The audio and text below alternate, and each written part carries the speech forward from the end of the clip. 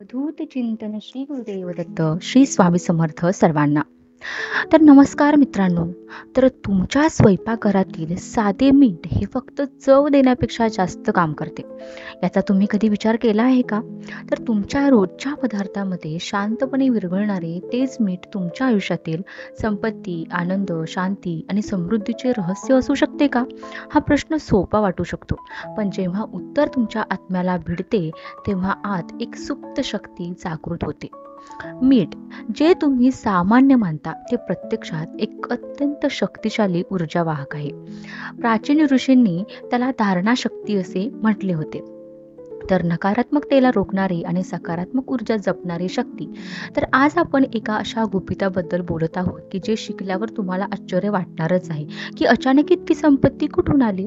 तर योगानंद म्हणायचे की जेव्हा तुम्ही विश्वाच्या अदृश्य शक्तींशी जुळवून घेता तेव्हा निसर्ग तुमच्या आत जे आहे तेच परत तुम्हाला करतो. निसर्गाची सुसंवाद साधण्याचे काही रहस्य इतके सोपे आहेत की ते आपल्या डोळ्यासमोर असतानाही अदृश्य असतात, आणि हा व्हिडिओ त्यापैकी एक आहे. एक रहस्य आहे जे तुमची आर्थिक ऊर्जा उघड करू शकते. तर याची आपण मिठापासून सुरुवात होते. पण लक्षात ठेवा की हे काही जादूटोणा नाही किंवा अंधश्रद्धा नाही. तर हे एक ऊर्जेचे विज्ञान आहे, चेतनेचे संतुलन आहे आणि आध्यात्मिक नियमांची समज आहे. तर योगानंद यांनी त्यांच्या ऑटोबायोग्राफी ऑफ द योगी या पुस्तकामध्ये लिहिली आहे की सर्व घटकांचा चेतनेच्या पातळीवर प्रभाव पडतो आणि मीठ, पृथ्वी आणि पाण्याच्या घटकांचे मिश्रण नकारात्मक ऊर्जा शोषून घेण्याची त्यामध्ये क्षमता आहे. आता तुम्हीच कल्पना करा, जर तुम्ही ते योग्य ठिकाणी जर ठेवले तर ते तुमच्या जीवनातील नकारात्मकता काढून टाकणार नाही आणि तुम्हाला समृद्धीकडे घेऊन जाणार नाही का? तर या व्हिडिओमध्ये आपण या 4 खास ठिकाणी जर तुम्ही मीठ ठेवला तर काय होणार आहे ते आपण शिकणार आहोत. पण एक गोष्ट लक्षात ठेवा की आजच्या पहिल्या भागात आपण फक्त पहिले ठिकाण एक्सप्लोर करू, इतके खोलवर की ते तुमच्या आत एक कंपन निर्माण करते.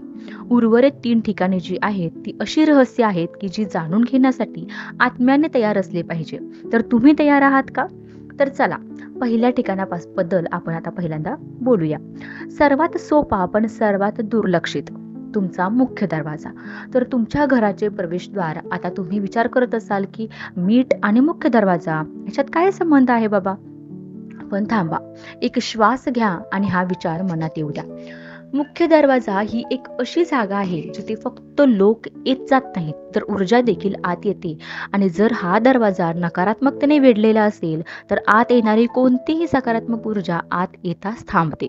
तर प्राचीन भारतीय वास्तुशास्त्रामध्ये मुख्य दरवाजा हा मुख्य ऊर्जा केंद्र मानला जायचा. तेथे ठेवलेली कोणतीही वस्तू येणारी ऊर्जा रोखू शकते किंवा ती आकर्षित करू शकते, आणि म्हणूनच नकारात्मकता आकर्षित करण्याची क्षमता असलेले मीठ वापरले जाते. मुख्य दरवाजाजवळ जर ते मीठ ठेवलं तर ठेवल्यावर काय होतं, तर ते घरात प्रवेश करणाऱ्या नकारात्मक ऊर्जा शोषून घेतं. परंतु हे मीठ नियमित भांड्यात तुम्ही ठेवू नये, तर एका विशेष भांड्यात ठेवावे. शक्यतो काचेच्या किंवा मातीच्या भांड्यात तुम्ही ठेवलं तर अतिउत्तम होईल. तर ते मुख्य दरवाजा जो आहे त्याच्या कोपऱ्यात ठेवावे, जिथे ते थेट कुणालाही दिसत नाही, तर ऊर्जेच्या ते रेषेत आहे.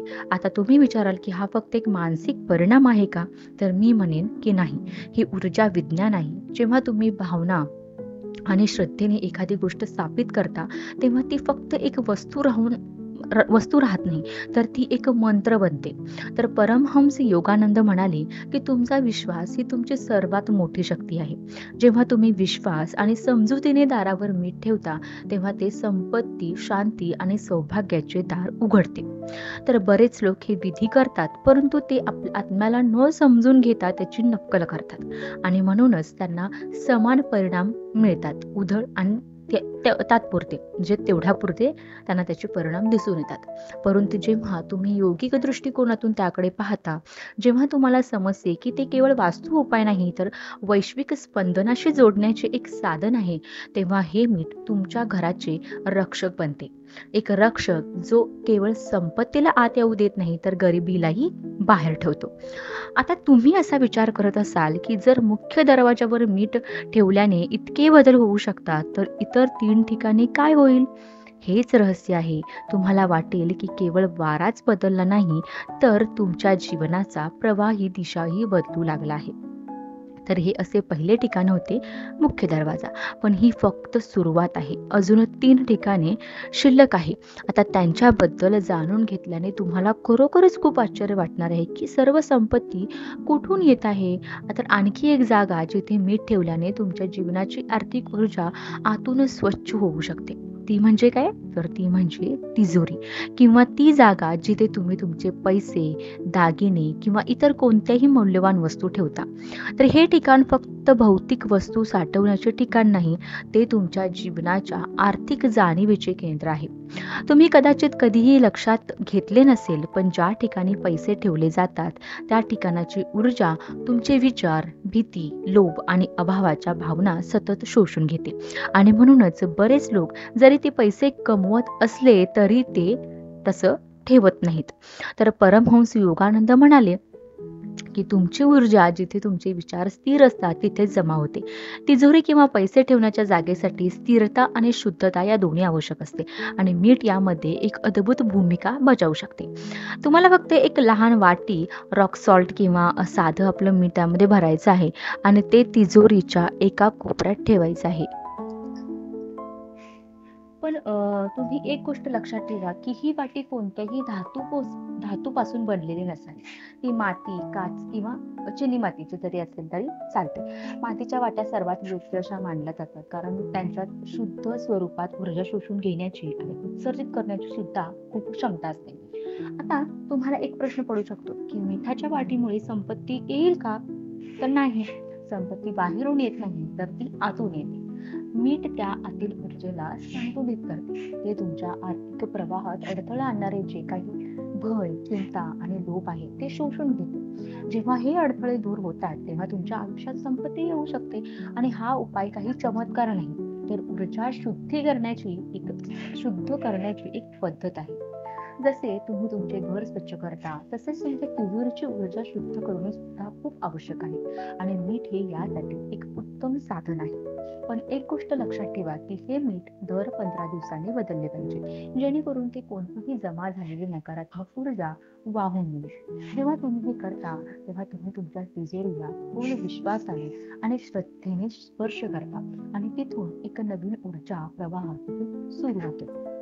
अनेक साधक आणि योगिक विचारसरणीचे जे लोक वर्षानुवर्षे हे करत आहेत, आणि त्यांनी स्वतःच्या जीवनात अनुभव घेतला आहे, की जेव्हा तिजोरीची ऊर्जा शुद्ध होते तेव्हा संपत्ती केवळ येतेच असे नाही, तर ते टिकून राहते, वाढते आणि स्थिरता प्रदान करते. आपल्या सर्वांना हेच हवे आहे, अशी संपत्ती जी केवळ हातातच नाही तर मनालाही शांती देते. हा उपाय जितका सोपा आहे तितका खूप खोल आहे. म्हणून ते हलके घेऊ नका, किंवा ते फक्त एक युक्ती असं समजू नका. ती विश्वाच्या शक्तीला समर्पित आहे, जी सर्वत्र, प्रत्येक वस्तूमध्ये, प्रत्येक ऊर्जेमध्ये आहे. जर तुम्ही या भावनेने तिजोरीत मीठ ठेवले, तर तुम्ही फक्त एखादी वस्तू ठेवत नाही आहात, तर तुम्ही तुमची आर्थिक ऊर्जा शुद्ध करण्याचा संकल्प करत आहात. आणि हा संकल्प हळूहळू एक परिवर्तन घडवून आणेल, ज्यामुळे तुम्हाला खरोखरच आश्चर्य वाटेल, की इतकी संपत्ती कुठून येत आहे. पण लक्षात ठेवा, की ही फक्त सुरुवात आहे. तर तिसरं स्थान आणखी गूढ आहे, आणि त्याचा प्रभाव जीवनाशी खोलवर जोडला गेलेला आहे. तुम्ही ते जाणून घेण्यास तयार आहात का? जर असाल तर हे काळजीपूर्वक तुम्ही ऐका. आता आपण तिसऱ्या स्थानाबद्दल बोलूया, जिथे मीठ ठेवण्याचे रहस्य इतके सूक्ष्म आहे की लोक अनेकदा त्याकडे दुर्लक्ष करतात, आणि कदाचित म्हणूनच त्यांचे जीवन वारंवार मानसिक थकवा, गोंधळ आणि अपूर्णतेने भरलेले राहते. हे स्थान आहे तुमचे शौचालय किंवा बाथरूम, जिथे आपण शरीर शुद्ध करतो, पण अनेकदा ऊर्जा शुद्ध करायला विसरतो. तर परमहंस योगानंदांनी लिहिले, खरे शुद्धीकरण आतून सुरू होते, पण ते आपल्या पर्यावरणावर देखील परिणाम करते. बाथरूम किंवा शौचालय कितीही स्वच्छ असते तरी त्याची ऊर्जा ही नेहमीच जड आणि जडत्वानेच भरलेली असते. जेव्हा ही ऊर्जा संपूर्ण घरात पसरते तेव्हा ती मानसिक आणि आर्थिक स्थिरतेला अडथळा आणते. या भागात जर तुम्ही मीठ ठेवलात तर हळूहळू ही जडत्व आणि हे जे जड वातावरण आहे ते नाहीसे होतं. तुम्हाला फक्त काय करायचंय, एका लहान डब्यात भरलेले मीठ, विशेषतः दगडी किंवा समुद्री मीठ त्याच्यामध्ये भरायचं आहे, आणि ते शौचालय किंवा बाथरूमच्या एका कोपऱ्यात ठेवायचं आहे. ते लपवून ठेवा, जेणेकरून ते नजरे आड राहील, परंतु ऊर्जेच्या रेषेमध्ये सक्रिय राहील. हे मीठ त्या भागातील नकारात्मक ऊर्जा शोषून घेण्यास सुरुवात करेल. एका अदृश्य चुंबकासारखे हळूहळू वातावरण अगदी हलके करेल आणि काही दिवसातच तुम्हाला लक्षात येईल की जिथे तुम्हाला पूर्वी ताण, थकवा किंवा गोंधळ जाणवत होता, तिथे आता सहजता आणि शांतीची भावना येऊ लागते. पण हे तेव्हाच घडेल जेव्हा तुम्ही फक्त वस्तू म्हणून नाही तर ऊर्जा देणारे साधक म्हणून वापरता. दर 7 ते 10 दिवसांनी हे मीठ तुम्ही वाहत्या पाण्यात ओता आणि त्याऐवजी एक नवीन मीठ त्याच्यामध्ये घालून ही डबी तशीच ठेवू शकता. पण लक्षात ठेवा की ही विधी करताना कोणताही ढोंग किंवा ही अंधश्रद्धा नसावी, फक्त श्रद्धा आणि जागरूकता असावी. हा उपाय त्यांच्यासाठीच आहे जे त्यांचे घर केवळ 4 भिंतीची रचना नसून ऊर्जा केंद्र समजतात.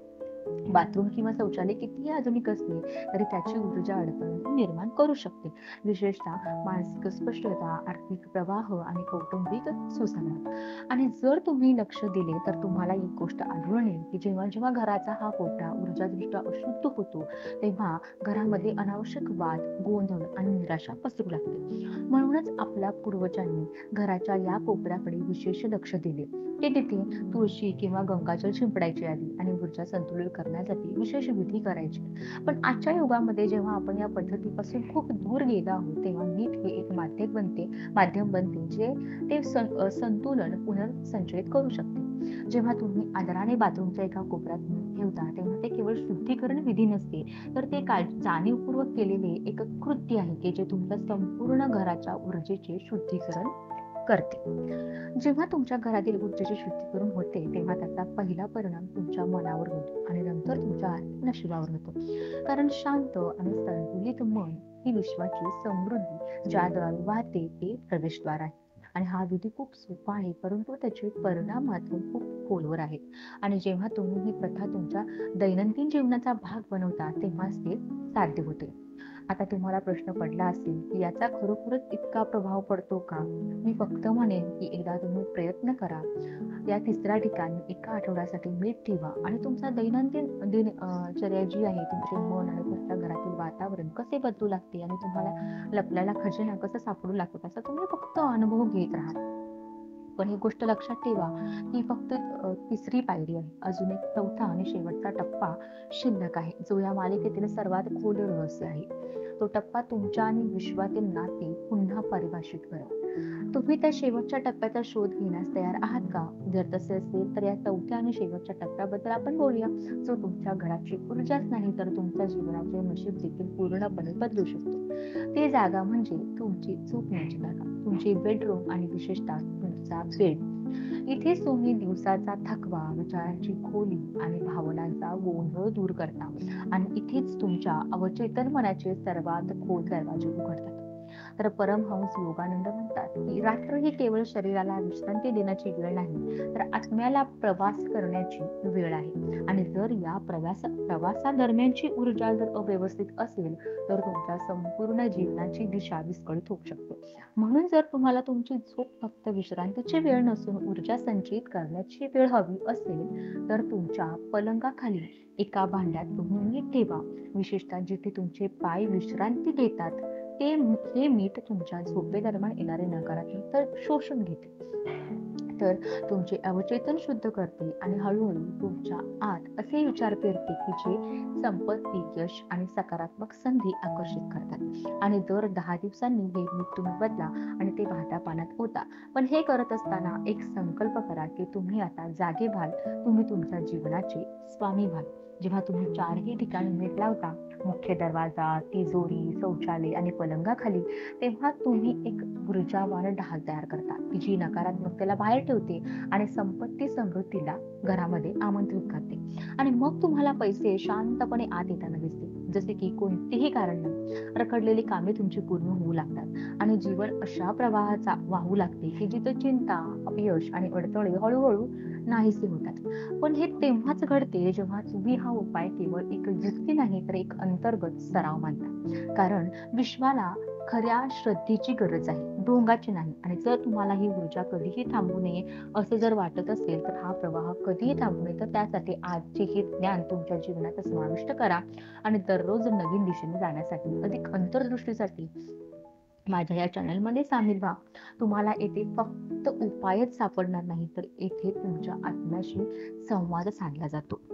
तर खरंच हा व्हिडिओ तुम्हाला आवडला असेल, माझी माहिती तुम्हाला आवडली असेल, उपयुक्त ठरली असेल, तर एक व्हिडिओला लाईक करा, चॅनलला सबस्क्राईब करा आणि बेल आयकॉनवर क्लिक करा, जेणेकरून असे उपयुक्त व्हिडिओ जेव्हा येतील तेव्हा सर्वात पहिला नोटिफिकेशन तुम्हाला मिळत जाईल. तर व्हिडिओ माझा तुम्ही शेवटपर्यंत पाहिला त्याबद्दल मी तुमची खूप खूप आभारी आहे. धन्यवाद. श्री स्वामी समर्थ. जय जय स्वामी समर्थ.